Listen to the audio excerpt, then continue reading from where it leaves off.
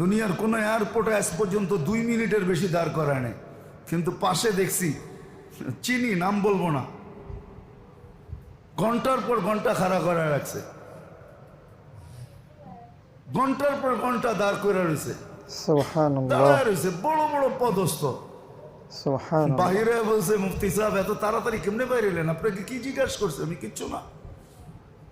বাইরে এলেন কি কইরা? মনে মনে এটাই ভাবছি, কিছু না, নবীর স্টাইলের কারণে ছেড়া দিছে। আমি তো ইংরাজিও জানি না, 2টা বললে 3টা বলতে পারবো না। নবীর স্টাইল, নবীর জিন্দগির কারণে, বেশভূষার কারণে। কেননা চাবি তো ওর হাতে না, চাবি তো এখানে।